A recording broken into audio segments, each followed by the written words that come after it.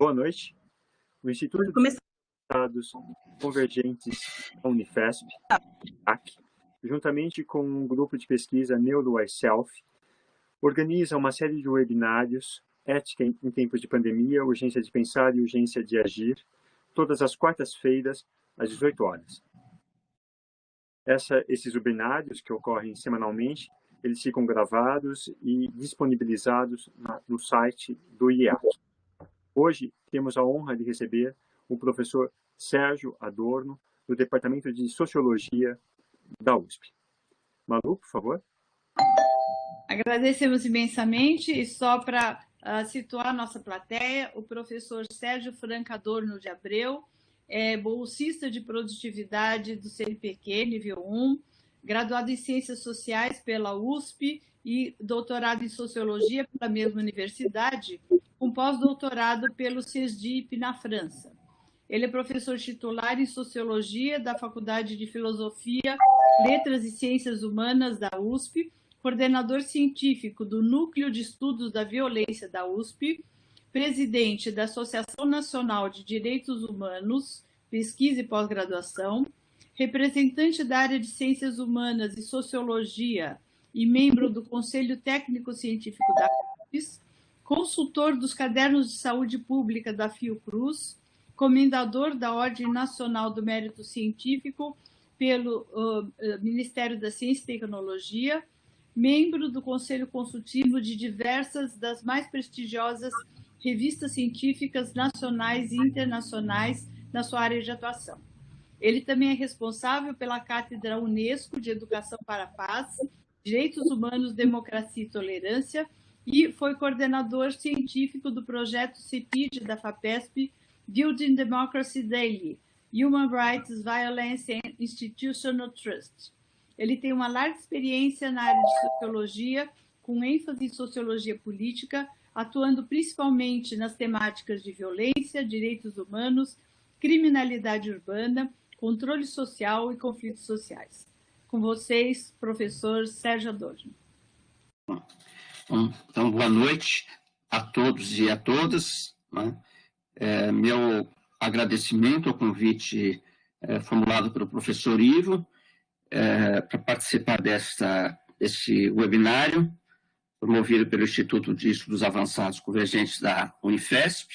Dizer que eu me sinto muito honrado de estar aqui, esta oportunidade. Eu sei que é um período, de fato, para todos nós, excepcional, não, pelas condições que nós estamos trabalhando, mas a nossa atividade intelectual não foi interrompida. Né?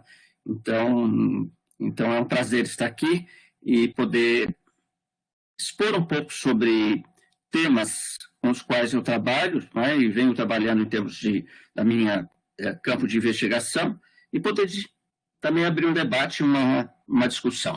Né. Eu vou falar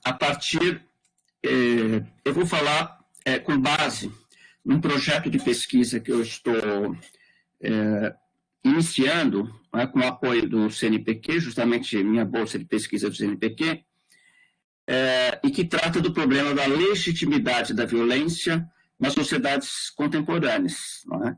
Com foco na sociedade brasileira. Né? Eu vou explicar, na verdade, essa exposição está baseada em notas de investigação, não é? Eu não tenho resposta para algumas das questões que eu vou propor nessa exposição. Não é?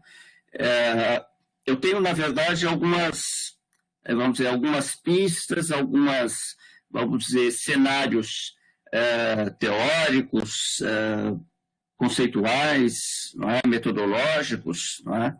Mas eu estou num momento bastante inicial e, portanto, é um momento de discussão e de reflexão. Não é? Bom, eu começo me referindo mais ou menos, vamos dizer, pensando duas situações. Não é? Quer dizer, até no fim da ditadura militar, né? E depois, durante o processo de transição democrática, né? Paradoxalmente, ao contrário do que aconteceu em geral no mundo ocidental, quando a expansão da democracia significou, de certo modo, um controle legal mais eficiente da violência, né? Não de todas as suas formas, mas pelo menos daquelas formas cotidianas, né? No Brasil, o que a gente vê paradoxalmente é que a transição democrática, depois do início do período da consolidação da democracia, né, é acompanhado de uma explosão de conflitos, né? O crescimento da delinquência comum, a chegada do crime organizado, o aumento dos chamados crimes violentos, né, aqueles que envolvem vamos dizer, grave ameaça à integridade física das pessoas, né? Crimes contra o patrimônio também, né? Conflitos, uma enorme explosão de conflitos nas relações interpessoais, né? Conflitos de vizinhança, conflitos entre casais, né? Conflitos das relações conjugais, entre pais e filhos, entre vizinhos, entre colegas de trabalho, né? Então, um dos problemas de investigação que o meu grupo de pesquisa, o Núcleo de Estudo da Violência, deu início, é tentar entender esse paradoxo, né? Como é que uma sociedade que se democratiza convive com taxas elevadas de violência, né? Se nós pegarmos esse período que vai da transição, vamos dizer, 1985, passando pela Constituição de 1988, até mais ou menos meados dos anos 90, há uma grande tensão, eu vou falar um pouquinho melhor lá na frente, entre aqueles que defendiam uma sociedade pacificada com apoio na promoção de uma cultura de defesa dos direitos humanos e aqueles que diziam não, o essencial é lei e ordem, tá? E por quê? Porque nós precisamos reduzir os crimes e garantir a tranquilidade da população. Isso gerou uma tensão muito grande, porque os defensores de direitos humanos tinham uma profunda desconfiança das tradições do sistema de controle social e legal no país, e aqueles que, de alguma maneira, advogavam lei e ordem, tinham uma profunda desconfiança dos defensores de direitos humanos, que eram, em geral, classificados como idealistas, como pessoas que, na verdade, não compreendiam adequadamente o problema da violência, e, sobretudo, a violência relacionada com o crime e a delinquência.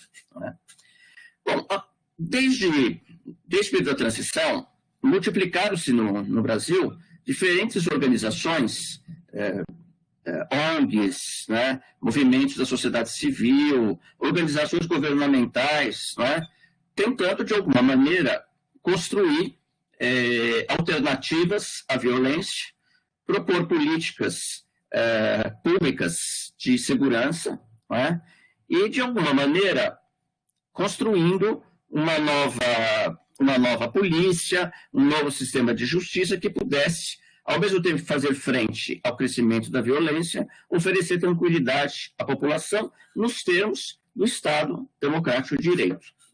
Nós sabemos que o Estado Democrático de Direito ele tem vários pressupostos, eu vou falar um pouquinho mais para frente, mas um dos seus pressupostos é o chamado monopólio estatal legítimo da violência. Ou seja, só o Estado tem a prerrogativa de uso da violência para garantir a ordem pública. Em geral, sintetizando, a gente poderia dizer o monopólio como requisito do Estado democrático. É claro que a democracia é muito mais do que isso, mas o controle legal e social da violência, oferecendo a todos a sensação de tranquilidade, de uma sociedade internamente pacificada, que respeita a dignidade de uns em relação a outros e que respeita direitos humanos, é um pressuposto, portanto, de um Estado democrático de direito. O grande desafio, então, nesta sociedade foi, de certo modo, articular proteção de direitos humanos e garantia de lei e ordem. Garantia de lei e ordem dentro de uma ótica de proteção dos direitos humanos para todo mundo, independentemente das suas características de classe, riqueza, poder, raça, etnia, gênero, geração, e, por outro lado, direitos humanos que tinham que, de alguma maneira, lidar com o problema da ordem, lidar com o problema da aplicação da lei, né, no sentido de preservar a ordem pública. Né? Então, eu estou mais ou menos colocando isso, que isso foi um período que vamos dizer assim, tem uma longa história, uma história que agora está sendo reconstruída por alguns pesquisadores, né? E que, de certo modo, logrou uma série de conquistas, eu falarei rapidamente mais à frente, e, num certo sentido, nesse período, vamos dizer, de transição e de consolidação democrática, ainda que em alguns setores da sociedade brasileira a reivindicação da violência como uma forma de conter a violência sempre foi muito forte, havia um certo pudor, né, em abertamente defender a violência como um instrumento de ordem. Né? Quer dizer, algumas pessoas até poderiam dizer, olha, os criminosos estão se tornando cada vez mais violentos, né? Mas falar da violência para conter a violência era alguma coisa que, para muitas pessoas, era constrangedor, né? Causava aquilo que Norberto Elias chamaria de o pudor em defender a violência. Né? Bom, eu, que venho trabalhando nessa área há muito tempo, fui acompanhando essas modificações. Não quer dizer que a violência foi contida, não quer dizer que vamos dizer que a sociedade tenha mudado radicalmente. Mas, durante um certo período, né, nós éramos chamados para falar sobre as raízes da violência, sobre políticas de segurança, né, em diferentes audiências, inclusive para conversar com policiais, promotores públicos, juízes, né, numa clara demonstração de que havia sinais de mudança. Ora, de uns 5 anos para cá, o que nós estamos percebendo é uma nova explosão da violência. Né? Atos de racismo explícitos, né? Violência doméstica cada vez mais agressiva e em números crescentes, né? Violência contra crianças e adolescentes, sob as suas mais diferentes formas, não só maus tratos, mas abuso sexual, que a gente está vendo cada vez mais nessa sociedade. Né? Atitudes de desrespeito para com as diferenças de raça, etnia, classe, né? Migrantes, né? Pessoas com opções sexuais diferentes daquilo que seria considerado, entre aspas, normal em nossa sociedade. Né? Então, tudo isso mostra que alguma coisa mudou num espaço curto de tempo. Né? Eu diria que nós viríamos de um processo estávamos vindo de um processo de deslegitimação da violência como instrumento de poder e de mediação de conflitos, e agora estamos vivendo uma sociedade que está reivindicando uma nova legitimidade da violência. Então, este é o meu problema de investigação, é sobre isso que eu vou falar um pouco aqui nessa exposição.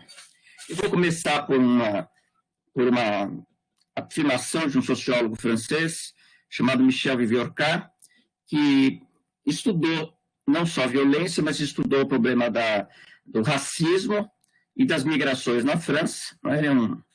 Ele foi presidente da International Sociological Association, um intelectual francês bastante conhecido. Né? E num ensaio, ele escreveu um livro que já tem pelo menos 10 anos, que se chama Violência, está publicado originalmente na França, mas tem edição inglesa. E o primeiro capítulo, ele faz vamos dizer assim, uma espécie de um overview sobre o que aconteceu com a violência no mundo, não é? Desde fins da década de 60 até mais recentemente. Eu vou falar um pouquinho para depois eu poder ir situando melhor o que eu estou querendo expor. Né? Segundo Michel Viviorca, desde fins da década de 1960, observou-se nas sociedades que compõem o hemisfério ocidental capitalista um amplo movimento de deslegitimação da violência como instrumento de lutas sociais, bem como de relações de poder entre Estados, nações, entre classes sociais e nos conflitos sociais e interpessoais de modo geral. Suas razões repousam na convergência de múltiplas forças, entre as quais a expansão de processos de democratização em sociedades recém-saídas de regimes autocráticos, a progressiva institucionalização dos conflitos de classe, o enfraquecimento do apoio intelectual ao recurso à violência na superação dos confrontos. O Michel Viorca lembra de uma situação bastante interessante, não é? A defesa que muitas vezes o Sartre fez da violência como instrumento de ação política. Não é? Diz o Viorca, no final dos anos 60, esta fala do Sartre perde força. Não é? E o que vai ganhando força é cada vez mais pensar modalidades de negociação política e de poder que pudessem pôr limites ao uso da violência. Então, a violência vai perdendo, inclusive, legitimidade intelectual.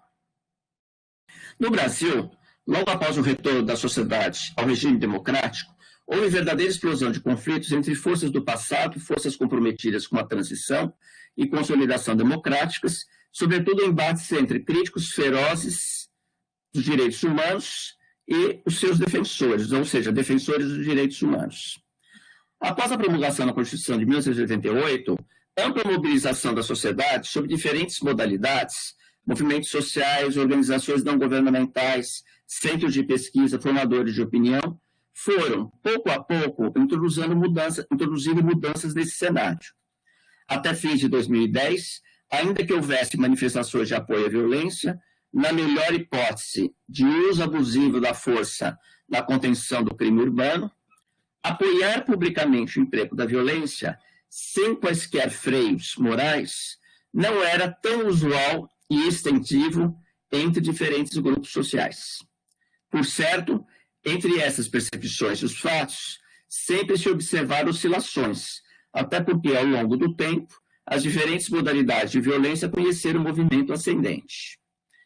No entanto, desde o início da década passada, esse cenário vem experimentando abrupta e imprevisível mutação.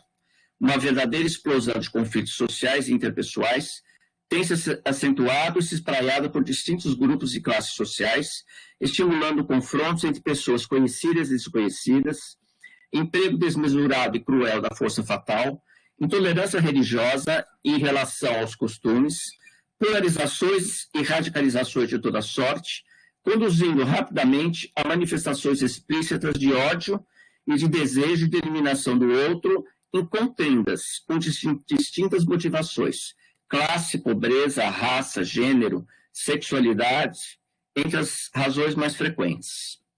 O que se deixa entrever é uma espécie de reivindicação de uma nova legitimidade da violência, como instrumento de poder, bem como manutenção de hierarquias sociais, disciplina social, lei e ordem a qualquer custo. Eu lembro aqui, por exemplo, eu comecei a fazer uma espécie de um inventário dos fatos cotidianos, não é? E eu estou muito impressionado, por exemplo, com os conflitos em torno do uso ou não das máscaras de proteção durante a pandemia. Né? Então, a quantidade de conflitos, por exemplo, nos estabelecimentos comerciais, de, vamos dizer, clientes que se recusam a usar a máscara ao entrar no estabelecimento. Né? Isso gera bate-boca, confrontos físicos, né? E muitas vezes com graves prejuízos, né? Não à integridade física e mesmo moral dos cidadãos e cidadãs que se envolvem nesses conflitos. Como e por quais razões essas tendências de apoio à violência, à intolerância e ao ódio foram possíveis, é o que eu pretendo refletir um pouco, né, a partir dessas notas de investigação sociológica. Eu vou começar com um contexto social mais amplo, o contexto da Declaração Universal dos Direitos Humanos. A Declaração dos Direitos Humanos completou 71 anos. Vai completar agora 72 em dezembro. Ao longo de sua história, multiplicaram-se o catálogo desses direitos, seus significados, os atores e agências que mobilizam agendas e planos de ação diante de diferentes cenários de conflitos. ao mesmo tempo, dissemina-se em escala global toda sorte de radicalismos, ódio, crueldade e intolerância. Como explicar que democracias convivam com as mais graves violações de direitos humanos? Ou ainda, como explicar que recentes ataques em todo o mundo contra direitos fundamentais possam vir a comprometer a persistência de democracias consolidadas no hemisfério norte ocidental? Bom, é claro, eu não pretendo responder a todas essas questões, porque elas são questões abrangentes e, ao mesmo tempo, elas exigiriam um tratamento mais denso, né, dos problemas e das hipóteses que eu poderia apresentar nesse momento. Porém, é inevitável, para situar os problemas sociológicos que se propõe a investigar, ter em conta fenômenos recentes, sob uma perspectiva global, reveladores de que ódio, crueldade, radicalismos de toda espécie vêm contribuindo para a erosão da vida pública e para o esgotamento dos alicerces que fundaram a democracia liberal no século XIX. Embora sob novas bases sociais e com significados próprios à nossa contemporaneidade, a recente chegada ao poder de governantes e governos de direita e extrema-direita, Estados Unidos, Rússia, Índia, Polônia, Hungria, Turquia, Itália, Áustria, Filipinas e Brasil, bem como as ameaças que rondam sobre outras democracias consolidadas, Alemanha, Suécia, França e Espanha, repõem a memória coletiva, a nossa memória coletiva, os duros anos de totalitarismo que cobriram boa parte da Europa continental na primeira metade do século XX. O retorno da sociedade brasileira ao regime democrático, após 21 anos de ditadura civil-militar, foi acompanhado de avanços e conquistas de direitos fundamentais inscritos na Constituição de 1988. Né? Logo no início da Constituição, afirma-se que a República Federativa do Brasil constitui um Estado democrático de direito fundado, além da soberania e da cidadania, na dignidade da pessoa humana e no pluralismo político. No artigo 3º, indica, dentre seus objetivos fundamentais, o de promover o bem de todos, sem preconceito de origem, raça, sexo, cor, idade ou quaisquer outras formas de discriminação. Bom, tudo isso é para dizer, em última instância, que a Constituição de 1988 ela é extremamente afinada com os princípios fundamentais dos direitos humanos. Né? Vários dos seus preceitos se referem à paz, se refere à solução pacífica de conflitos, repudia o terrorismo, repudia o racismo, né? Aposta na cooperação entre os povos para o progresso da humanidade. Né? Então, tudo isso está escrito na Constituição. Uma Constituição, na verdade, muito relacionada com os princípios fundamentais dos direitos humanos. A esse respeito, é interessante observar que, no Brasil, um levantamento feito pela Folha de São Paulo em 2018, apontava que 69% dos entrevistados afirmavam que a democracia é a melhor forma de governo, né? E que apenas 12% opta pela ditadura em certas circunstâncias. Esse tipo de afirmação vem se reproduzindo nas sucessivas sondagens de opinião, não só a Folha, mas outros institutos de pesquisa têm feito. Né? Não obstante, sucessivas edições do Latino Barômetro indicam em vários países, especialmente no Brasil, que as duas instituições de maior confiabilidade são a família e o exército, instituições profundamente conservadoras. Né? A primeira diz respeito à esfera das relações pessoais e íntimas e, sobretudo, aos laços de sangue. A segunda aponta no sentido da proteção à pátria, à nação e confere fundamentos ao nacionalismo. Ou seja, é uma democracia, mas com, vamos dizer, uma forte raiz conservadora ou em ideias conservadoras. Né? A respeito dos avanços e conquistas democráticas no campo das liberdades civis e públicas, permanecem grandes desafios representados pela persistência de graves violações de direitos humanos, notadamente a prática cotidiana da violência institucional por parte, por exemplo, de agentes da polícia. Né? A cultura política democrática convive, paradoxalmente, com uma cultura política autoritária. Né? Muitas vezes a gente fala, o Brasil é um país autoritário. Sim, mas ele é também um país de tradições democráticas. Né? Então, é esta, vamos dizer, esta ambiguidade, né, entre cultura política democrática e cultura política autoritária que constitui, na verdade, um enigma a ser melhor investigado e refletido. Né? Se para muitos cidadãos e cidadãs procedentes de diferentes classes e grupos sociais, os direitos sociais devem ser garantidos para o maior número, os direitos civis somente devem alcançar aqueles que obedecem às leis. Criminosos não devem ter direitos, sequer os de defesa e de presunção de inocência consagrados nas normas constitucionais.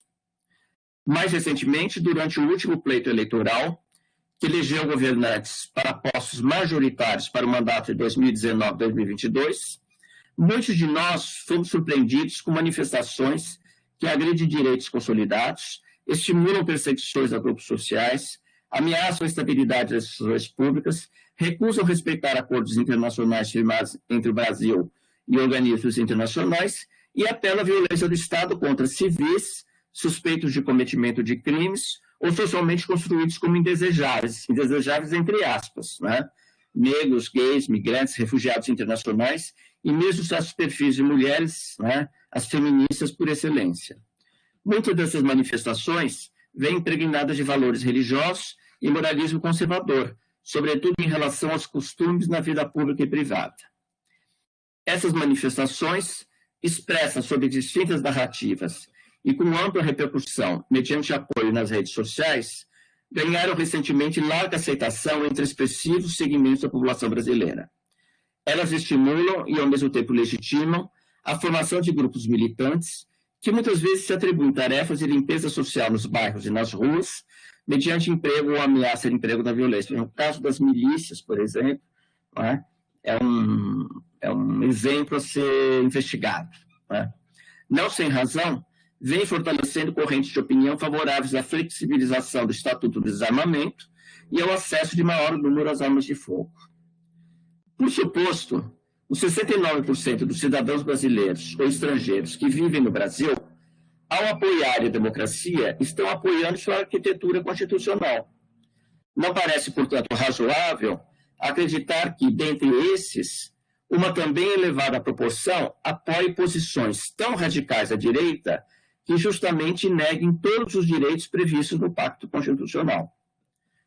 Estaríamos diante de uma sorte de disjunção cognitiva por meio da qual esses cidadãos, por exemplo, eleitores do candidato e da coligação de partidos vencedores nas últimas eleições majoritárias, lessem o desejo de ordem e de disciplina a todo custo como virtude, neutralizando todos os efeitos perversos e destrutivos que o encadeamento de suas ações pudesse ocasionar?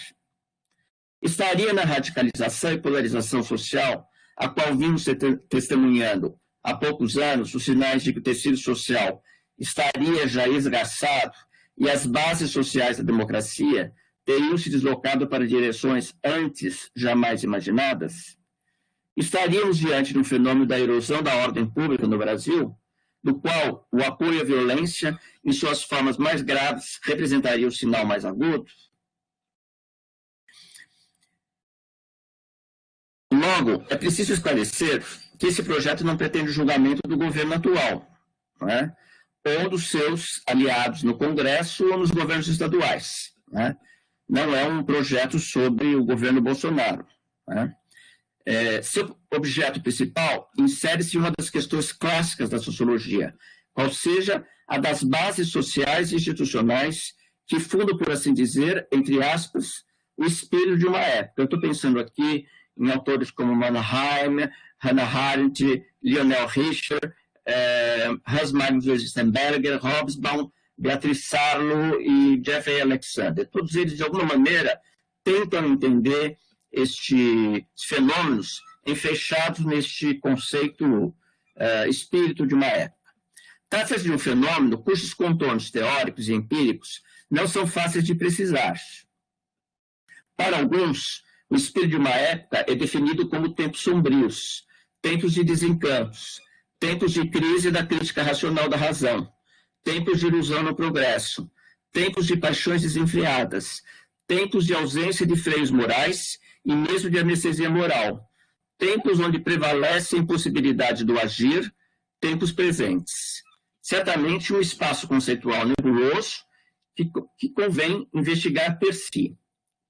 Grosso modo, com o emprego desse termo, cuida-se de descrever e compreender as conexões entre fatos e representações sociais sobre experiências vividas em um período de tempo histórico determinado, para além das fronteiras. Né? Essas conexões se traduzem em uma coleção, no mais das vezes heterodoxa, de opiniões, ponto de vista, argumentos, crenças, narrativas diversas, literárias, jornalísticas, estéticas, biográficas e autobiográficas, memoriais e mesmo iconográficas.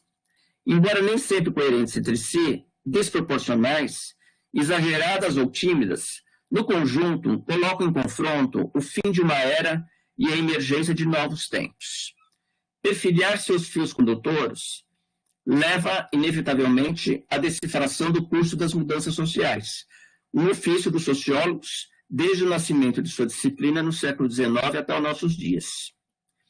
Por certo, o espírito de uma época não se restringe a países ou sociedades. O espírito de uma época move-se entre fronteiras, instala-se em territórios, insinua-se por meio de distintas linguagens.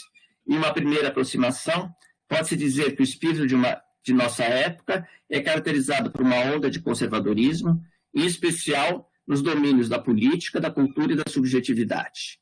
Tudo indica terem sido os acontecimentos de 11 de setembro de 2001 nos Estados Unidos que despertaram a força do conservadorismo norte-americano, resultaram na eleição de Donald Trump, inspirando outras experiências nacionais similares. A sociedade brasileira, cujo processo de consolidação democrática permanece em andamento, parecia até há pouco imune ao impacto dessa onda e distante do espírito de nossa época. Nunca é demais lembrar, conservadorismo, autoritarismo, mandonismo e um certo estilo de dominação patrimonialista percorre a história social e política dessa sociedade, independentemente dos períodos de alternância de regimes autocráticos e regimes democráticos. A persistência ao longo da história republicana da violência nas relações sociais interpessoais é um dos seus sintomas mais evidentes. Há alguns anos sustentei em ensaio o argumento segundo o qual a história social e política do Brasil pode ser recontada como uma história social e política da violência. Portanto, em princípio, nada deveria nos surpreender. Todavia, a força dos acontecimentos recentes sugere que algo estava em ebulição nos, entre aspas, subsolos da sociedade brasileira, ou ao menos em parte dela, para o qual nossa imaginação política não tinha se dado conta. De fato, os estudos brasileiros recentes, quanto às convicções políticas, apontavam no sentido de que a marcha da consolidação democrática era inexorável, a despeito dos imensos desafios representados, por exemplo, pela redução das desigualdades sociais e pela pacificação interna da sociedade no contexto do Estado Democrático de Direito. Na contabilidade de avanços e persistências da mudança, tudo fazia crer que a institucionalidade democrática asseguraria caminho sem volta ao regime autocrático, o regime do passado. Não é estranho esse debate hoje entre aqueles que defendem que a democracia está consolidada no Brasil e, a despeito das perturbações, não é, a democracia segue o seu curso, não é? E há outros que têm uma visão pessimista, não é? Que acham que as bases da democracia estão sendo, pouco a pouco, solapadas. Não é? Bom, como eu já disse, né, no domínio da segurança pública, as forças se digladiaram há muito tempo, não é? Os crimes cresceram, se tornaram mais violentos, não é? A população se tornou mais intranquila, insegura, não é? Os homicídios, não é, se espalharam por todo o território nacional, não é?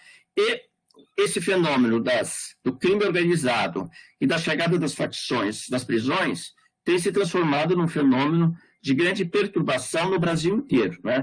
Inicialmente ele estava concentrado no Rio e em São Paulo, e hoje a gente vê que essas facções estão se reproduzindo em todas as regiões, do país, né? Não é estranho, e aqui eu faço uma breve menção, que a violência, não só a violência associada ao crime organizado, mas também a violência nas relações interpessoais, a violência doméstica, a violência entre pessoas iguais, vem se transformando num objeto privilegiado de investigação das chamadas ciências sociais, sobretudo antropologia, sociologia, ciência política, mas historiadores também. E não é estranho que vários centros de pesquisa tenham sido criados no Brasil inteiro. Então, hoje, o que se conhece sobre a violência no Brasil é substantivamente denso, e, inclusive, permite formulação de políticas públicas contemporâneas, que podem, no espaço de médio e longo prazo, transformar o cenário da violência e do controle legal da violência no Brasil. Claro que o tempo todo os avanços, como eu já disse, combinaram-se com políticas do tipo mão dura, Então, nós temos uma opinião pública, se a gente puder dizer isso, sempre muito dividida. Ora, achando que as políticas têm que se basear em conhecimento científico, em experiências modernas, naquilo que deu certo em outros países, relacionados ao treinamento das polícias, relacionados à organização do sistema de justiça, ao sistema de penas e assim por diante. E há aqueles que acham que não, que violência se combate com mais violência e as polícias têm que estar cada vez mais e melhor aparelhadas e o sistema de justiça deve ser cada vez mais rigoroso na aplicação e distribuição das penas. São políticas que vêm sendo aplicadas há mais de 50 anos e os resultados, todos nós sabemos, não são satisfatórios. Ao final desse ciclo que eu estou me referindo, coincide com o impeachment da presidente Dilma Rousseff, em 2016, e o início do governo Temer, em 2016, 2018. Nessa conjuntura, assistiu-se à emergência de um outro cenário, certamente não novo, porém caracterizado por uma intensidade sem precedentes, disputas cada vez mais intensas entre facções das prisões, disputas pelo controle dos territórios dos bairros, com elevada concentração de trabalhadores de baixa renda, guerra entre policiais e criminosos, fenômeno das milícias, que está se transformando num fenômeno bastante muito preocupante do ponto de vista das suas implicações sociais e políticas, crescimento dos casos de feminicídio, assassinato de crianças e adolescentes, como eu já disse, desfechos fatais das relações interpessoais e subjetivas. E mais, casos cometidos com requintes de crueldade que vão se generalizando por todo o tecido social, independentemente dos estratos sociais desenvolvidos, sejam como vítimas ou agressores. Ao mesmo tempo, a sociedade brasileira se vê bombardeada diariamente pelo anúncio dos escandalosos casos deflagrados pela Operação Lava Jato, indicando profunda e antiga promiscuidade entre governantes, políticos profissionais, empresários, empreiteiros e doleiros. Generaliza-se percepções de que o tecido social se encontra irremediavelmente contaminado por práticas político-institucionais espúrias e fechadas nesse substantivo nomeado corrupção, que atinge a todos, independentemente das condições sociais ditadas pela classe, pelas diferenças sociais, pelo poder, pelas hierarquias sociais. O tecido social parece estar se desfazendo, as tradicionais formas de solidariedade de cooperação que outrora predominavam a sociedade brasileira, mesmo em período de crises sociais institucionais, igualmente parece estar se dissipando e perdendo força. A despeito, por exemplo, nesse período de pandemia, nós temos encontrado cenários de profunda solidariedade entre trabalhadores e famílias de baixa renda, uns ajudando os outros, não só no período de crise social, no sentido de crise de abastecimento, crise de rendimento e assim por diante, de renda, mas também de proteção contra a contaminação do coronavírus. Não obstante, este é um período de desconfiança de uns contra outros e de todos contra qualquer um, e que começou a se generalizar e a ganhar corpo justamente em um período no qual as eleições majoritárias se aproximavam, deixando desejar entrever os embates fatais entre esquerda e direita políticas.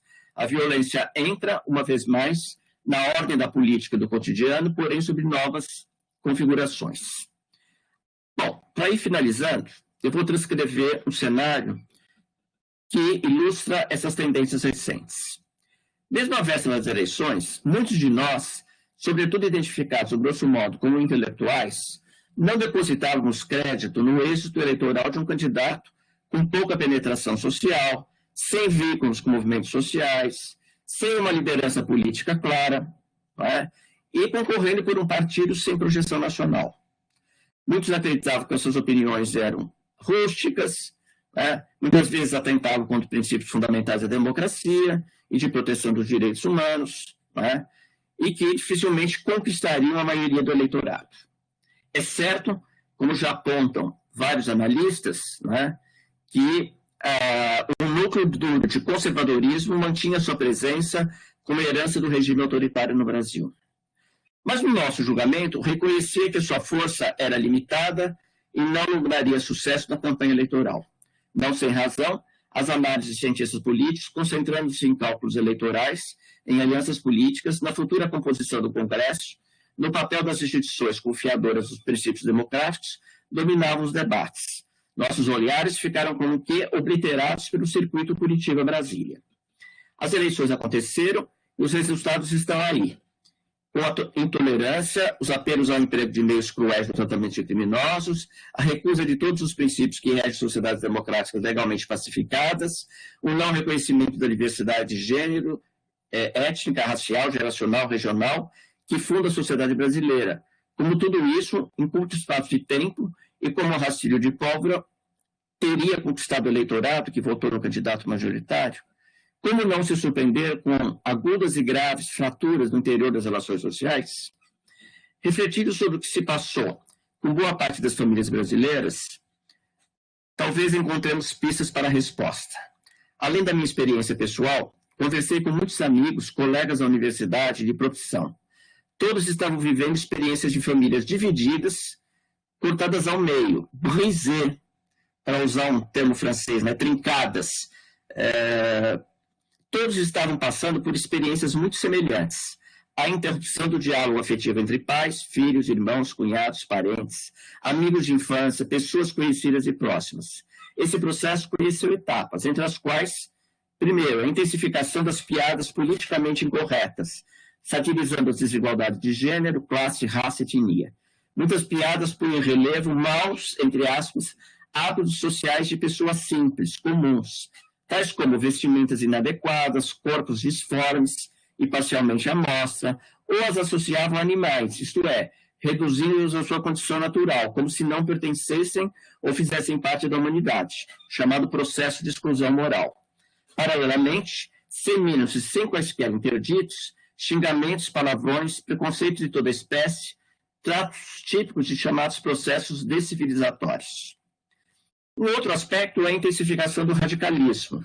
Nós, contra eles, anteriormente moto de algumas falas da esquerda, é termo apropriado pelos eleitores dos novos tempos e da nova política.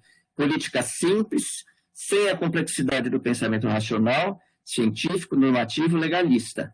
O antipetismo, inicialmente concentrado em alguns segmentos tradicionalmente conservadores, inclusive dentre os quais alguns pertencentes às classes trabalhadoras de baixa renda, adquire força política e conhece rápida e extensa difusão através das redes sociais. A ele logo vieram se associar manifestações coletivas de ojeriza a tudo o que lhes parecesse definir a essência das esquerdas, como igualitarismo, justiça social, defesa dos mais pobres, intelectualismo e culto à ciência, além do pior de todos os males morais, a corrupção. Terceiro, militância e ideologia à direita. Membros da família, no passado caracterizados como, entre aspas, politicamente amorfos, se tornam ideólogos do bolsonarismo e seus militantes à medida em que se colocam como centrais disseminadores das informações emitidas pela campanha do candidato através de suas redes sociais. Tem resposta para tudo. Se sentem valorizados porque agora são ouvidos e podem falar para públicos imensos, não restritos ao ambiente familiar e pessoal. ao se reconhecer nas falas do candidato, ao se reconhecerem nas falas do candidato, sente-se como se estivesse em uma cruzada do bem contra o mal, o que legitima opiniões favoráveis à violência e a tudo que possa suscitar ideologia de gênero, diversidade cultural ou que venha a ser associados aos imoralismos de toda espécie, do comportamento sexual à corrupção. O mundo precisa ser liberado do mal, daí porque o ódio não lhes parece vício, todavia virtude. Não parece estranho que tais manifestações encontrassem guarida em seitas religiosas que pregam radical austeridade moral, questão que se tem revelado relevante ao ser focalizado nesta investigação. Em outras palavras, na esfera das relações pessoais, afetivas, privadas, íntimas e domésticas, foram sendo gestadas condições sociais para a emergência do ódio, do ressentimento e do radicalismo. Interrompe-se a comunicação afetiva. Em seu lugar, vem à superfície novas formas de comunicação política entre os iguais, isto é, entre os que comungam os mesmos pontos de vista contra todos os demais, impulsionados pela oferta incontrolada de informações, na qual verdade e mentira se embaralham. Eu estou lembrando sempre muito aqui Foucault, né, quando Foucault problematiza essa fronteira entre o verdadeiro e o falso, né, aquilo que é a verdade e aquilo que é construído como mentira. Né. Nesse universo, há algo inteiramente novo. Em passado recente, o apelo à violência e ao uso indiscriminado de armas, por exemplo, era a reivindicação de poucos, suscitava pudores diante da censura pública. Agora, o recurso à violência é como que liberado de seus interditos morais e ganha legitimidade. Como foi possível que esse apelo alcançasse de modo transversal diferentes classes sociais? Como foi possível, em curto espaço de tempo, o que parecia dividir a sociedade, a violência e seus modos de contê-la, tenha promovido uma sorte de consenso entre largos segmentos da sociedade contemporânea? Enfim, estamos diante de fenômenos sociologicamente relevantes para entender o, entre aspas, espírito de nossa época, em sua singularidade, na formação social brasileira contemporânea. Então, constitui os objeto deste plano de investigações, conhecer as bases sociais que operam mutações nos fatos e nos significados da violência na sociedade brasileira, que repercute em ódio, crueldade, intolerância, radicalismo de toda espécie, recusas aos princípios que fundamentam os direitos fundamentais. Só para terminar, nesses poucos minutos que me restam, né, eu tenho um plano de investigação, né, com várias tarefas a serem realizadas. Eu não vou, talvez depois na discussão eu possa falar um pouco mais, né, mas um dos objetivos é qualificar melhor o que eu estou entendendo por espírito da nossa época. Por quê? Porque estudando os fatos no Brasil, é possível ver que a sociedade brasileira tem as suas singularidades, mas os fenômenos ultrapassam as fronteiras do que seríamos convencionando como a sociedade nacional, né?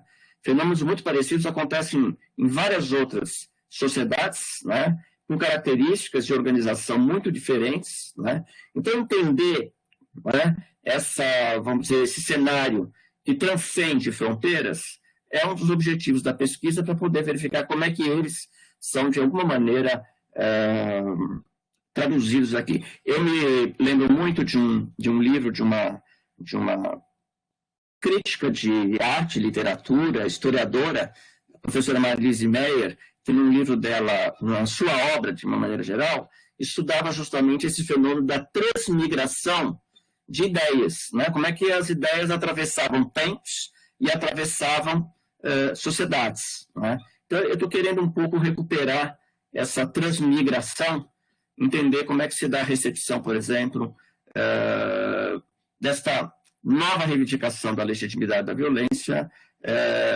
no presente. É claro que isso significa também estudar melhor o significado da violência, né? Não só as suas bases sociais e institucionais, mas também toda a questão, propriamente dizendo, simbólica, né? Como é que a violência é simbolizada na nossa sociedade, né? Como é que ela é, de alguma maneira, um espaço de representação daquilo que é as experiências concretas vividas numa sociedade profundamente dividida e de intensos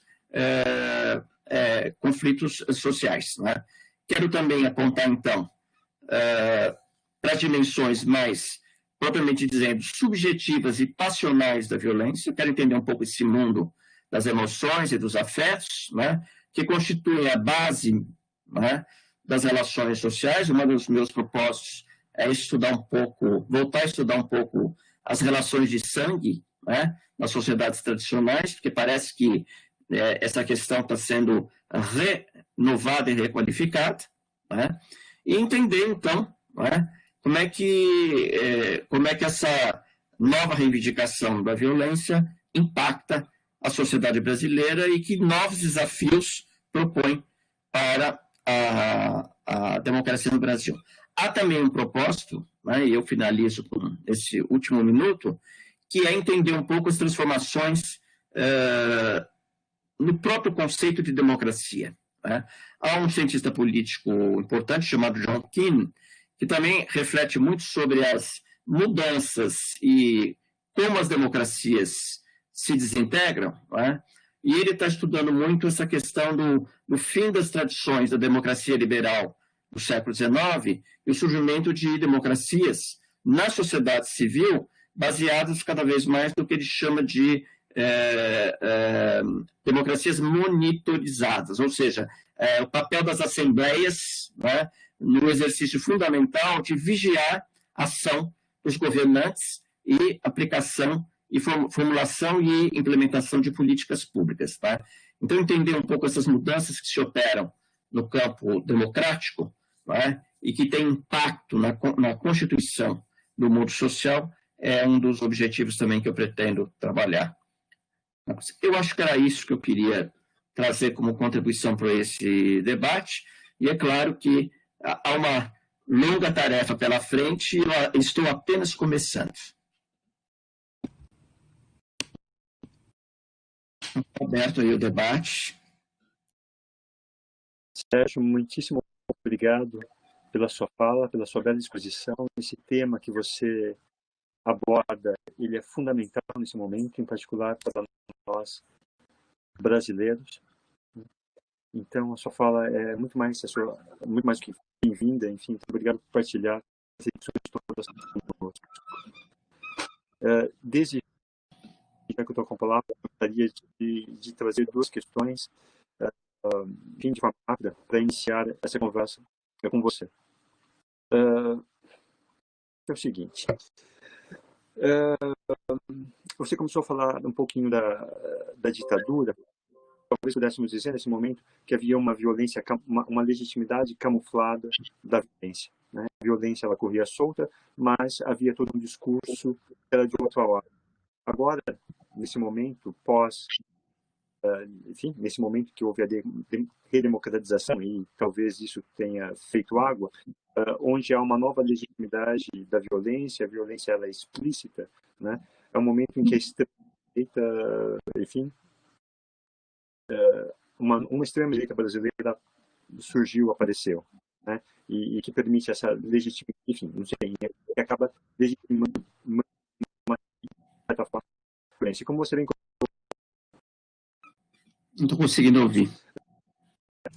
Essa legitimidade, ela vai de encontro com... Está um pouco melhor agora? Não sei. Acho que precisa encostar, acho que precisa falar um pouco mais no microfone, porque eu não estou conseguindo ouvir direito. Enfim, eu retomo de forma breve, mas essa legitimidade da violência que vai de encontro com a democracia representativa, ou a democracia tout court, né?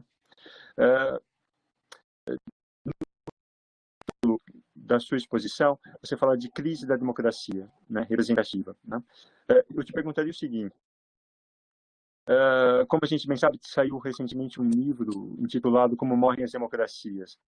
Uma das ideias desse livro é de que as democracias vão morrendo aos poucos e quando nos damos conta, ela já não existe mais.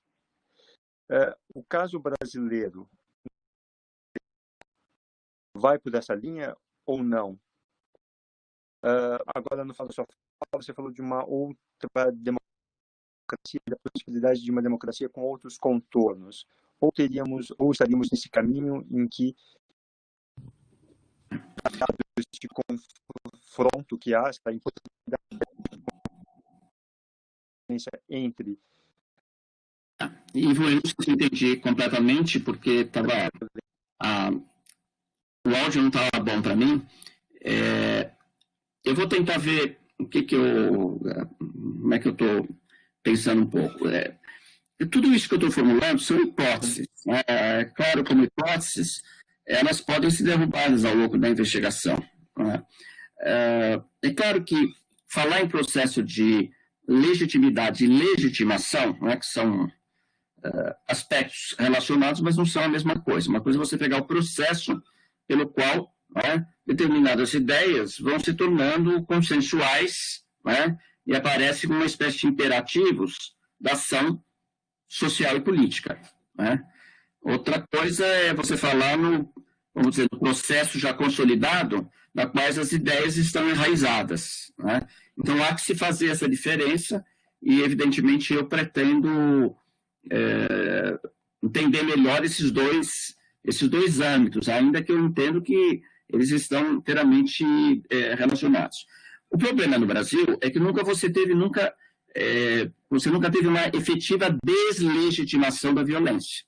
Quer dizer, uma parte da sociedade brasileira, bem ou mal, apostou na violência.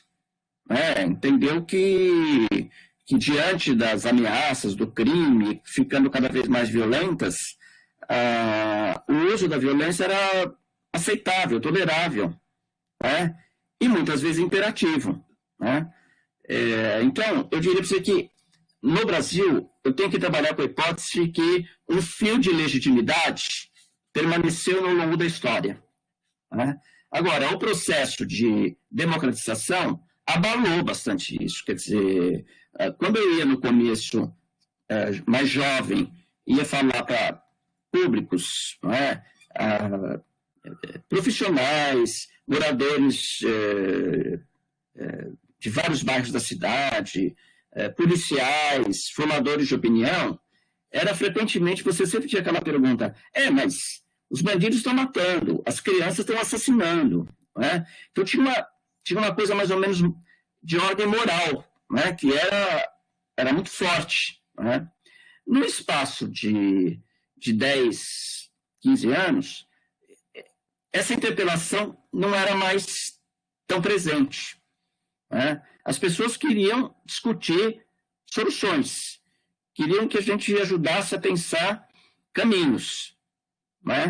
E nós, claro, cada vez mais tivemos que... no começo nós éramos muito acusados de defensores de direitos dos bandidos. E houve esse processo foi se revertendo, a ponto de a gente poder conversar com a polícia. Não quer dizer que a conversa seja sempre amistosa, mas hoje você encontra um espaço razoável entre policiais para discutir. Há muitos policiais que, inclusive, vêm à universidade estudar, fazer mestrado e doutorado, porque querem aprimorar o seu conhecimento, querem pensar lá na frente. E eu senti uma profunda diferença. Mesmo, por exemplo, na mídia, ainda que a gente fosse questionado, de qualquer maneira, a mídia vinha dando mais vozes a uma política de defesa de direitos, a uma política de reforma das instituições. Então, a minha percepção como intelectual, e mesmo como cidadão, era de que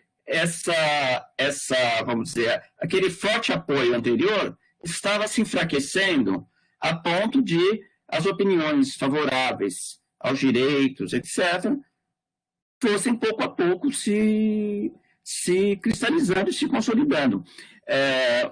Só para ilustrar isso, nós tivemos que aprender muito, e foi um aprendizado, como falar, de que modo se dirigir aos interlocutores, e tivemos que aprender uma coisa importante, que é olhar também a polícia do ponto de vista da polícia.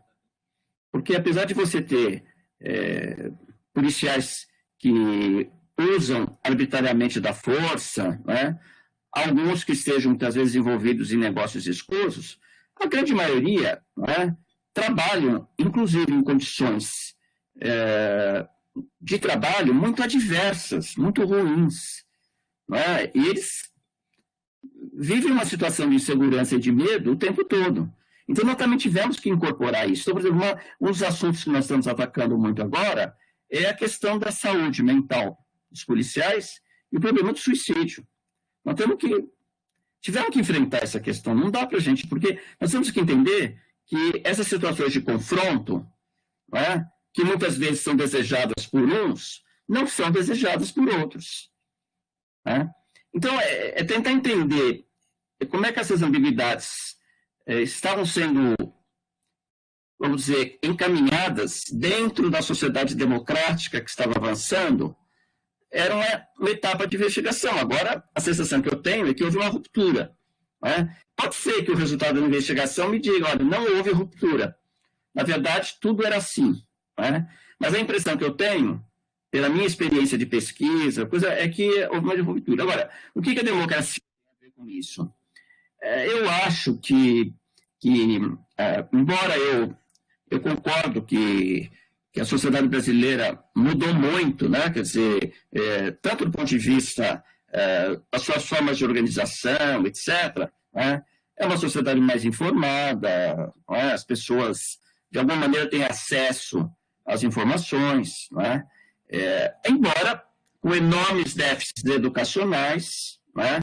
Embora nós mesmos, professores universitários, temos muita dificuldade de transmitir o nosso conhecimento para o conjunto geral da sociedade, né? Os desafios, de fato, estão aí. Agora, eu acho que alguns princípios fundamentais ainda não foram consolidados da democracia brasileira.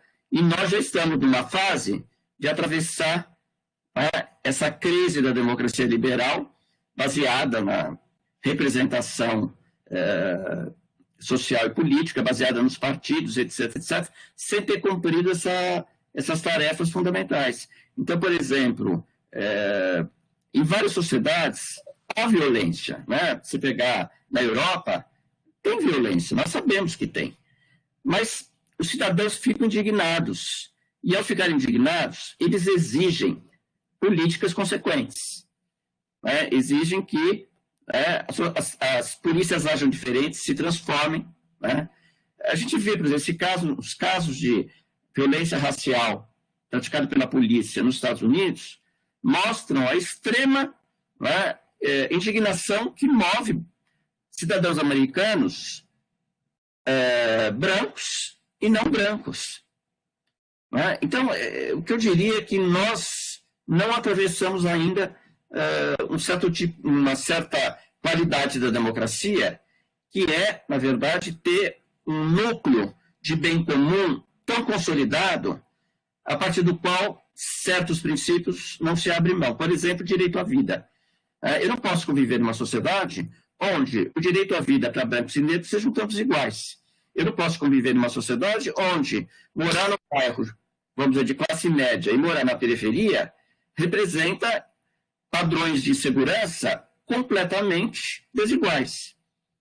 Então, em sociedades onde a democracia foi se consolidando e a pacificação da sociedade foi se consolidando, alguns princípios são fundamentais.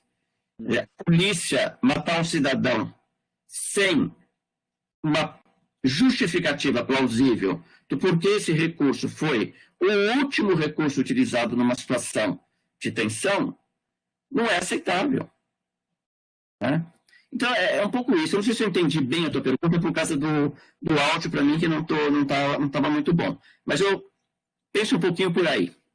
Ótimo. Obrigado, Sérgio. Muito obrigado. Sérgio, tem algumas perguntas aqui do nosso público, mas antes de passar, eu gostaria que você pudesse colocar um pouco mais a questão das emoções e afetos e em relação à banalização da violência.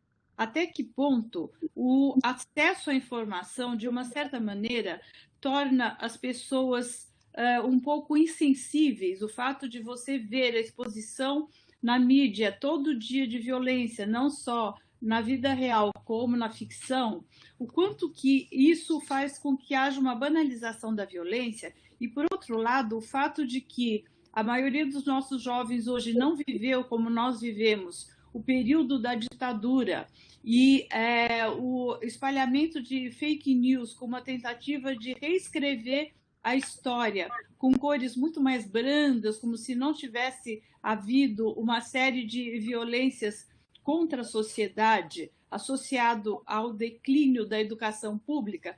Como esse cenário você vê que é um catalisador para isso que nós estamos vendo hoje em dia? Eu não acho, por exemplo, que eu não vou deslocar a investigação do âmbito institucional para o âmbito exclusivamente subjetivo das emoções. Eu acho que ele é uma das dimensões que não pode ser mais ignorada, né? Porque, por exemplo, na minha análise como sociólogo, eu entendo que essa esfera das afetividades, das emoções, ela encontra lugares institucionais de se manifestar. Então, por exemplo, tudo aquilo que eu relatei sobre as famílias divididas, esses sentimentos acontecem num espaço chamado família. Então, isso significa que é preciso, de alguma maneira, entender como é que se dá esse entrelaçamento entre o institucional e o subjetivo, vamos dizer, a esfera da formalização das relações sociais e a esfera da subjetividade. Né? Eu acho que essa questão, então, para mim, é uma questão relevante. Né? Eu gostaria muito, como sociólogo, de percorrer o caminho da microsociologia para a macrosociologia e poder fazer o caminho de volta. Né? Que é um trabalho aparentemente clássico, mas metodologicamente muito complexo. Né? Quer dizer, estudos assim mostram que nem sempre essa passagem é uma passagem cientificamente, vamos dizer, como eu diria, cientificamente convincente. Né? Então, é preciso um exercício, é preciso fazer experiências. Né? Eu pretendo fazer entrevistas com famílias distribuídas em diferentes regiões da cidade, também com o objetivo de entender um pouco quanto, né, as vivências locais em condições de vida muito diferentes podem afetar a visão das pessoas. Uma coisa, sou eu, cidadão de classe média, vivendo a pandemia, protegido dentro de casa, né, muito indignado, porque todos nós estamos muito cansados da rotina, e a outra coisa, uma família que mora na periferia, né, que não tem as mesmas condições de proteção, que tem que sair ao trabalho, pegar transporte público, estão permanentemente vulneráveis, né? E que, portanto, têm uma vida muito diferente. Eu flagrei situações de famílias monoparentais, habitantes de alguns bairros da chamada periferia das metrópoles, né? No caso de São Paulo, em que, por exemplo, uma mãe que tem uma escolaridade básica, jovens, com filhos, sem provedor, quer dizer, o único provedor é ela, né? Ela trabalha o dia inteiro, ela precisa ficar monitorando através do celular aonde os seus filhos estão durante o dia, se estão na escola, se estão na rua, com quem estão andando, com quem estão se relacionando. Né? Ela precisa muito do apoio das redes locais, né? Que pode ser, por exemplo, a igreja.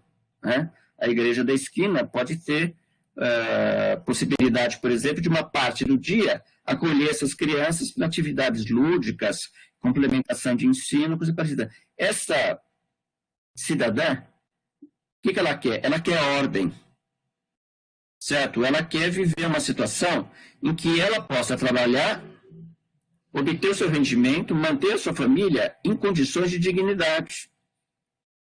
E para isso, ela vai apoiar a igreja. Lá ela se sente, tá certo? Ela encontra o caminho da salvação, vamos dizer assim. Né? Então, a gente não pode ter um julgamento valorativo, de dizer, olha, são essas pessoas que apoiam essas manifestações de violência. A gente precisa, no fundo, refinar um pouco essa análise para entender melhor, né, esses cenários. Agora, pensando um pouco no que você me propõe, eu acho que as redes sociais exercem, sem dúvida alguma, um papel absolutamente novo. Por quê? Porque as redes deram voz àquelas pessoas que não tinham voz, né?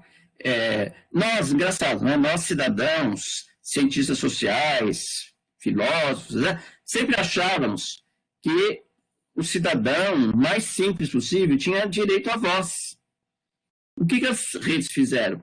Elas deram direito à voz. Então as pessoas vão e falam aquilo que elas querem e elas não se sentem constrangidas, por quê? Porque não tem a censura pública, física, pessoal, tete a tete. Tá certo?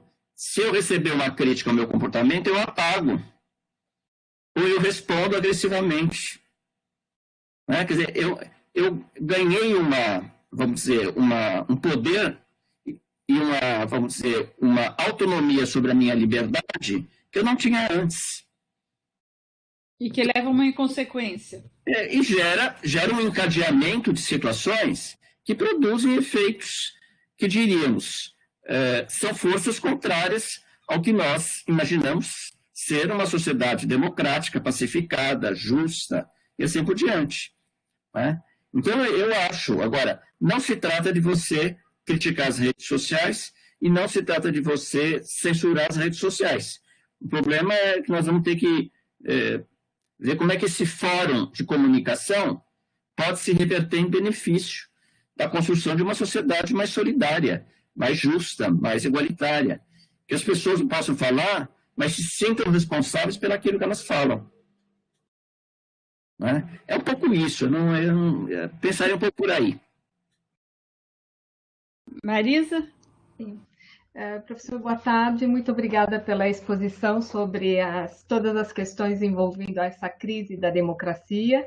Queria dizer que estava falando com o professor Ivo que foi super oportuno, porque na semana passada nós tivemos a Jornada Mundial da Democracia, e eu estava dizendo que uma das conclusões que essa jornada chega é exatamente que a gente tem um declínio na confiança das autoridades, né? Então foi uma das coisas que eles chegaram, e eu estava querendo fazer um paralelo junto com a nossa crise da epidemia, né, da Covid, que paralelamente ela exacerbou essa falta de confiança nas autoridades, não só nacional, mas mundial, porque a gente viu que a falta de uma centralização, né, das tomadas de decisões mundiais em relação à Covid também causou e vem causando também uma crise que também respalda na crise da democracia.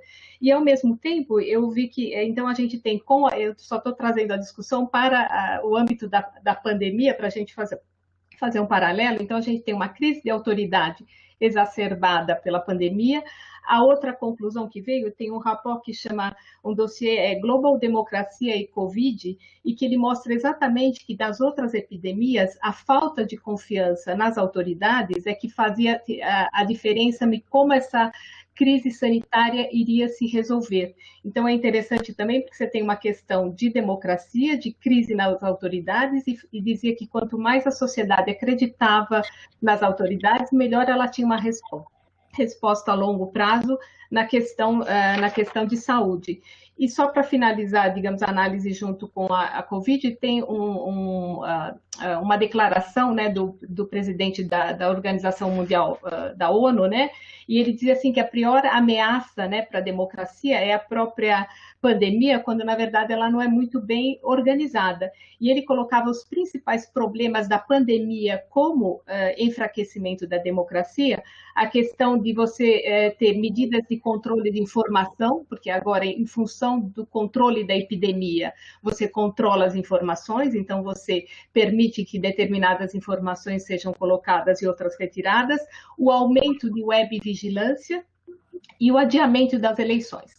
Então, eu queria que o senhor, assim, dentro de um panorama com a pandemia, o meu medo é assim, até que ponto a gente vai normalizar determinadas tomadas de decisões que estão sendo feitas em prol, né, ou em nome da pandemia, e que, na verdade, vão cortar muitas questões e direitos civis e que vem enfraquecendo também a própria democracia. Por exemplo, a vigilância, a falta de liberdade de expressão, a falta de liberdade de circulação. Como é que o senhor vê, só para colocar, já existe uma análise que mostra que já tem 70 países que, em nome da pandemia, postergaram as suas eleições políticas. E de que maneira o senhor analisa isso como positivo, negativo? Só para dar uma ideia, para trazer a sua fala junto com a pandemia.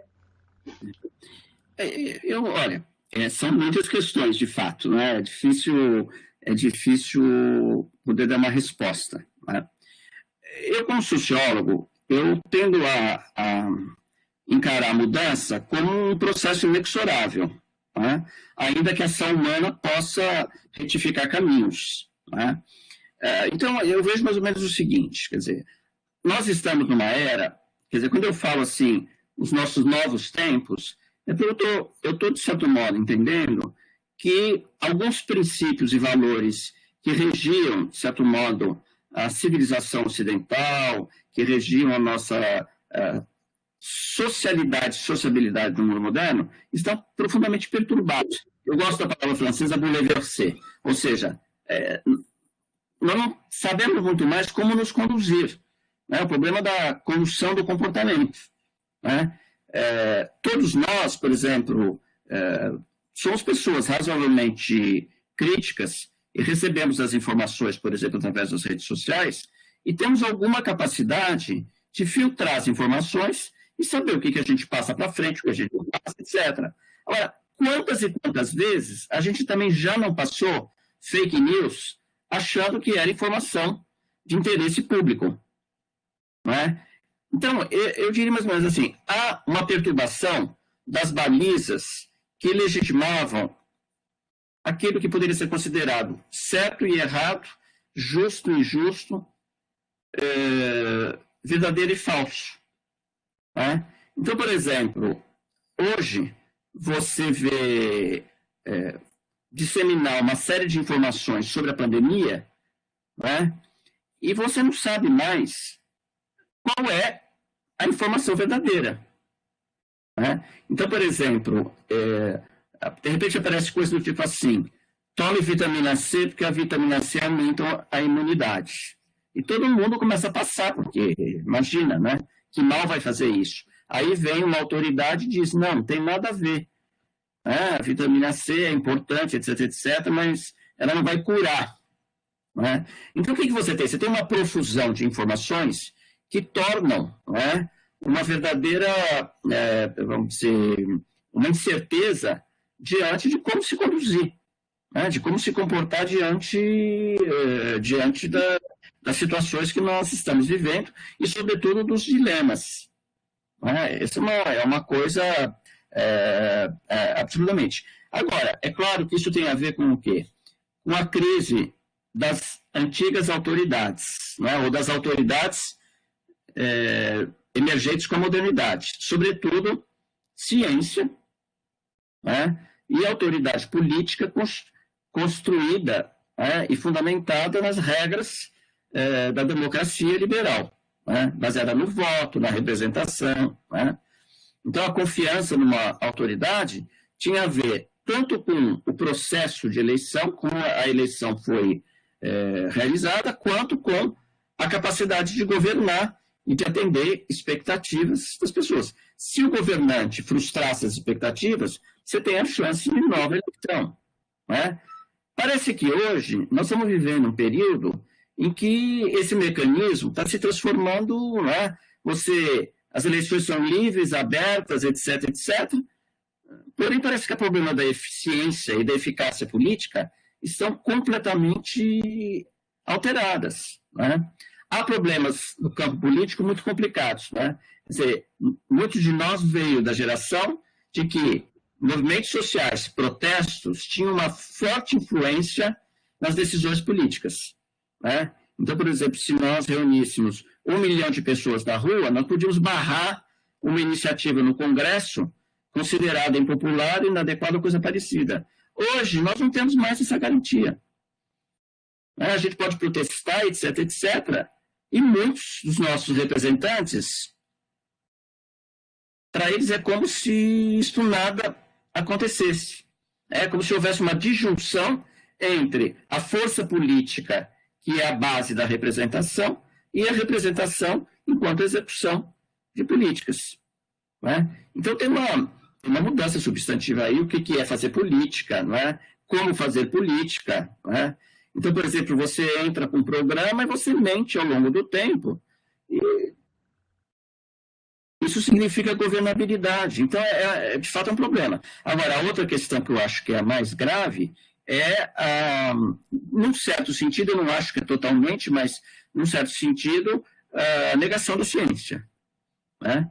Quer dizer, essa série de manifestações, inclusive de autoridades, negando, né, vamos dizer, o avanço da ciência, as descobertas da ciência, deixa qualquer cidadão completamente desorientado. Né? Se você diz que agora a tua orientação é a orientação religiosa, bom, você vai orientar a tua vida pela crença. Né? Claro, a crença pode ser confortante do ponto de vista da sua expectativa de salvação, mas pode ser um desastre para a sua experiência concreta. Né? Então, eu acho que você entendeu um pouco, porque eu acho que nós estamos vivendo um mundo muito nebuloso. Né? E, claro, quando a gente diz assim, o novo normal, na verdade, eu pergunto o que é normal? Né? Porque nós estamos vivendo tantas normalidades, vamos dizer, simultâneas, que nós não sabemos mais qual delas é, vamos dizer assim, o fio condutor que nos juntam em determinado momento. Eu acho que hoje nós temos, sobretudo do ponto de vista da teoria social e teoria política, o desafio para entender ação social. Né? Quer dizer, todas as nossas teorias sobre ação social, né? O que movia a ação social, né? Os valores, etc., está tudo... ou seja, a explicação não é suficiente. Né? A força, por exemplo, da ação coletiva não garante o êxito de uma transformação social. Então, isso me chama muito atenção. Então, por exemplo, a quantidade de abaixo-assinados que a gente assina, mas que você nem sabe mais o que aconteceu depois. Você não tem nem como acompanhar. Então, eu diria que a gente precisaria era descrever melhor esses cenários e tentar construir perspectivas de análise que não abandone, evidentemente, as nossas tradições intelectuais, mas que, de certo modo, partam da circunstância de que as nossas tradições não são mais suficientes para dar conta da realidade, das realidades que nós estamos vivenciando hoje. Então, por exemplo, nós esperávamos, né, pelos dados que a gente tem, etc., que a contaminação do Covid ia ser uma tragédia geral, sobretudo nas populações de baixa renda. Foi, de fato. Mas a capacidade de algumas comunidades, bairros, né, moradores, de se organizar e oferecer respostas, é uma coisa surpreendente e, no seu sentido, emocionante. Por quê? Porque não se perdeu o exercício da invenção política. O exercício da invenção política está em andamento. Agora, é claro que isso aqui muitas vezes não se resolve num curto espaço de tempo. Né? E, claro, a confiança nas autoridades hoje é muito variada. Né? Basta ver que um pouco das nossas tradições liberais do século XIX estavam muito alicerçadas na ideia de liderança política. Né? A ação tinha a ver com a crença de que algumas lideranças eram capazes de mobilizar interesses, opiniões, valores, etc., etc., e colocar isso em ação. Né? O que são lideranças hoje? Um pouco difícil de a gente responder. Enfim, eu não sei se eu acho que eu não sei responder. Eu estou mais no campo da imaginação e da especulação do que no campo da resposta. Está sem som. Malu, você está sem som. Desculpe. Perguntas aqui do público que nos acompanha, infelizmente não vai dar tempo da gente responder a todas, mas tem uma pergunta do professor Bruno Comparato, que Sim. Ele mencionando Florestan Fernandes, diz que Florestan Fernandes, ao comentar o preconceito racial velado no Brasil, diferente da discriminação racial existente nos Estados Unidos, dizia que no Brasil havia o preconceito de ter preconceito. Hoje isso mudou e vemos pessoas dizerem publicamente, com toda a tranquilidade, que não gostam de negros, de pobres, etc. Será que essa exposição do preconceito e do ódio é necessária para que possamos identificá-lo e combatê-lo? É uma pergunta boa do Bruno, eu acho que eu estou de acordo. Quer dizer, uma coisa que sempre se falou é que o preconceito era dissimulado porque as pessoas não reconheciam. Mas, eu não sou preconceituoso, né? E sempre essa ideia de que, aquela ideia de que nós não somos racistas, né? E agora, o que a gente está vendo é uma afirmação, né? As pessoas, sem qualquer pudor, sem qualquer freio moral, né? Manifestam-se racistas na sua relação cotidiana. A quantidade de cenários que eu estou vendo de racismo é uma coisa... A sensação que você tem é que tem um fundo de poço que está sendo liberado, né? Que estava lá soterrado na consciência coletiva, porque a impressão que se tem é que muitas das pessoas acham que agora afirmar o que eu acho não pode ter freios. Por quê? Porque é uma liberdade de expressão, está garantida pela Constituição, e eu tenho o direito de expressar. Só que você esquece que, ao expressar racismo, você está, de alguma maneira, limitando o direito do outro e da liberdade dos outros, não é? Agora, eu não sei, sabe, Bruno, acho que talvez tenha um lado importante que isto virar público, né, e poder ser discutida publicamente. Tem um lado que a gente tem que, talvez, avaliar. Né? Agora, eu também tenho muito medo que isso encaminhe para uma fragmentação maior da sociedade brasileira.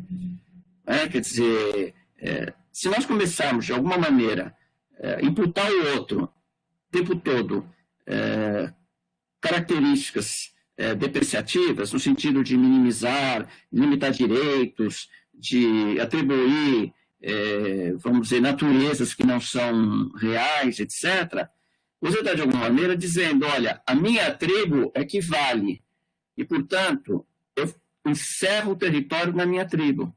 Ora, isto é o fim da sociedade e, nas teorias de sociologia da violência, é fonte de violência. Se você não tem um fundo comum de entendimento de como é que se deve promover e garantir que todos tenham o direito mínimo, que é o direito à vida, o direito à proteção da sua integridade, o direito à proteção da sua identidade, etc., você desmonta. Quer dizer, nós vamos ter à beira da guerra civil. Nós vamos estar próximo disso. Então, eu acho que é ambíguo. Eu acho que tem um lado positivo, que é o de explicitar aquilo que não era explicitado, mas tem o perigo disso conduzir a uma maior fragmentação da vida associativa. Nesse sentido, a Angélica Gonçalves Silva Velasco o parabeniza e pergunta qual é o papel do dever nas relações sociais? Será que isso é o que está sendo esquecido ultimamente? Qual é o papel? Do dever. Do dever. Ou do respeito, nesse sentido, do respeito pelo outro. Acho que você já, de uma certa maneira, respondeu com essa dúvida de que essa falta pode levar à barbárie. Eu acho que nós construímos uma sociedade baseada na ideia de deveres e responsabilidades. A sociedade moderna é construída sobre isso. Mas isso supõe uma certa compreensão e representação do que é o sujeito e da sua capacidade de ação. Hoje, eu acho que nós estamos atravessando um período de profunda mudança na concepção de sujeito e, sobretudo, de subjetividade. Tá? E eu não sei se essa lógica entre dever e responsabilidade vai poder ser colocada nos mesmos termos. Né? Não quer dizer que não haja liberdade, não haja responsabilidade, não haja dever, mas eu acho que os termos talvez tenham que ser outros. Né? Eu dou um exemplo, por exemplo, uma coisa impressionante. Né? Quer dizer, hoje você pode modelar completamente o seu corpo, né? Cirurgias plásticas, exercícios, alimentação, dieta, essa coisa toda. Ou seja, você pode se reinventar diante de si e dos outros. Né? Então, certamente, né, a nossa interioridade, quer dizer, aquilo que nós compreendemos que é legítimo, certo, etc., etc., também está em processo de transformação. Né? Então, essa ideia de que o sujeito é portador, inexoravelmente, da capacidade de julgar o que é certo e errado numa perspectiva de responsabilidade e de dever, eu acho que talvez é uma das questões que estão em crise no mundo moderno. Agora, tudo vai ter que ser um pouco mais... Eu estou lendo um livro, que acho que alguns de vocês já leram, é um sociólogo e filósofo francês chamado David de Breton, escreveu um livro chamado Desaparecer-se de Si. Agora eu descobri que tem tem empresas no Japão que ajudam você a desaparecer de si. Então, por exemplo, se se cansou da tua família, você se cansou do teu emprego, etc., você pega a mala, né, e tem uma empresa que organiza a tua fuga. A tua fuga, assim, você desaparece. Né? E esse livro do Breton é um estudo de diferentes modalidades de subjetividade, que é o permanente desapegar-se de si, descomprometer-se com o resto, né? um certo desligamento. Né? Tem uma situação que ele conta de um grande atleta que teve muito sucesso, ganhou muito dinheiro, era muito requisitado pela mídia, e um dia ele declarou que a carreira dele tinha encerrado, que ele ia se aposentar, e aí ele dá uma última entrevista para uma grande rede de televisão, e o jornalista faz a pergunta: o que você vai fazer agora daqui para frente? E ele responde: nada. Aí o jornalista pergunta: não, mas o que é nada? Ele diz: nada é nada. É não fazer. Então, surpreende, porque você, mesmo quando você se aposentado, bom, agora eu vou cuidar do meu jardim, eu vou ler mais, eu vou mais ao cinema, né? Ou seja, eu vou fazer coisas que eu não conseguia fazer anteriormente. Agora, quando for dizer assim, nada, tá certo? É como se dizer assim, estou esperando o derradeiro dia. Então, tem uma subjetividade contemporânea que está em processo de profunda mutação. Então, ele conta muito caso que a gente conhece até aqui, né? De as relações, por exemplo, durante muito tempo, sobretudo na Europa e mesmo nos Estados Unidos, chega num dado momento que os filhos se separam das famílias, muitas vezes viajam, vão morar em outros lugares e raramente veem os pais. Né? Isso aconteceu durante muito tempo. Né? E agora está havendo, até por questões econômicas, uma reaproximação. Os filhos não querem mais, os pais não querem mais os filhos.